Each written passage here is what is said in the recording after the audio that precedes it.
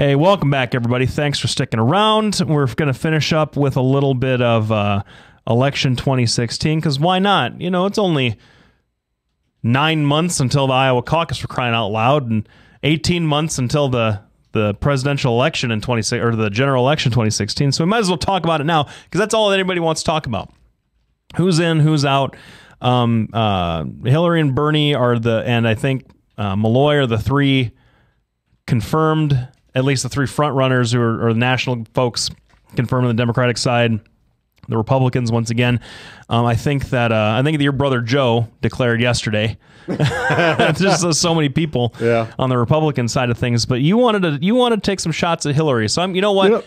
After getting a little hot under the collar, I'm going to let you take as many shots at Hillary Clinton as you want to, because I think she can take it. And I promised you the last word, and it was everything I could do not to come back. All right? So we had the last word. I'm just going to say I'm not 100% wrong. Just go out and read for yourself. That's what Lefty and I recommend everybody do. Yes. Go out and read. Don't take my word for it, for crying out loud. Yeah, go read about it, and you'll see that I am right.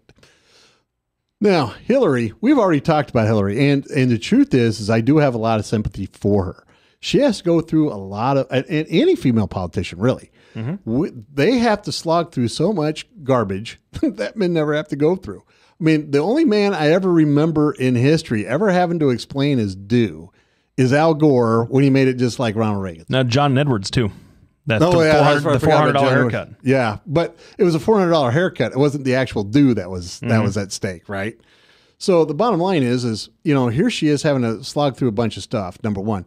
Number two, she's got a lot of Bill baggage. Okay, and people like Bill Clinton and everything else, but he's kind of of an anchor a little bit for her, I believe. No, a little bit. No, he's a past president who's still super popular with Democrats and Republicans. And you can't talk about how Bill Clinton is holding Hillary down when you've got the entire Republican Party in love with him at this point, saying, "Look at how much better things were with Bill than they are with Obama."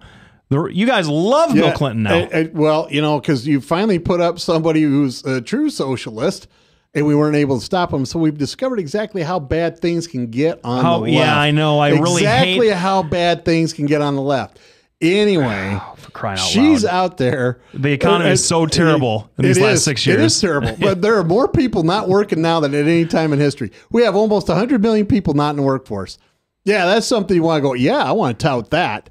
No wonder the unemployment rate's at 5.4%. Nobody's working. At some point, you actually have to have a job before you can file for unemployment. That's the problem. Anyway, back to Hillary. Part of the problem is this thing with the charity is not going away. Even people on her side are getting in on the act.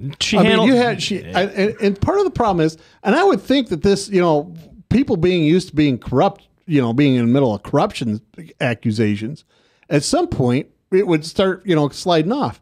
But this appears to be sticking because Bernie Sanders is coming after her. Elizabeth Warren, of all people, is starting a fight with Obama, and at the same time taking shots at Hillary. I'm not even sure she's running. No, she's not. And she is the trade deal stuff. I don't know. There's you got the anti-secrecy folks have a lot of traction on both sides of the aisle. But the stuff with Hillary, I mean, there's still no evidence of anything. I mean, it's all accusation, it's all speculation, and just like everything else that's happened with them. And this is where I would counter with the folks they've been in have so much experience these corruption quote unquote scandals that they should be able to handle it better. Well, you know who doesn't handle things very well? Innocent people. You know what I know, a client of mine is probably telling me the truth when they have no explanation. When the guilty folks have an answer for everything because they've been thinking about how to weasel out of it for weeks. All right. My innocent folks are to say, "Hey, I don't know what to tell you. I didn't do it." So how do you explain Bill Clinton getting some astronomical amount of money, $500,000, to talk in Moscow moments before Putin, basically a company held by Putin, buys 10% of our uranium, and then after the purchase goes around and speaks and gets another $2 to $3 million from the same bank that brokered the deal. You don't think that looks suspicious? I think it looks suspicious, but I don't think anything's wrong with it. All right. So if it walks like a duck and quacks like a duck, it obviously must be a car. I mean, that's really what we're talking about. But I mean, that's him doing a speech, and for $500,000. He's been doing that forever, though. He's a past president. People want to listen to him. It's the timing of it. No, see, you're saying it walks like a duck, quacks like a duck. I'm saying it walks like a duck and it sounds like a horn. There's no. I mean, you're putting puzzle pieces together that you desperately want to fit. But I'm sorry, red and magenta are different colors, buddy. Even if they're similar. Well, you know what? All I know is I got a square peg and there is a square hole, and I don't have to do a lot of pounding to make all that fit. So.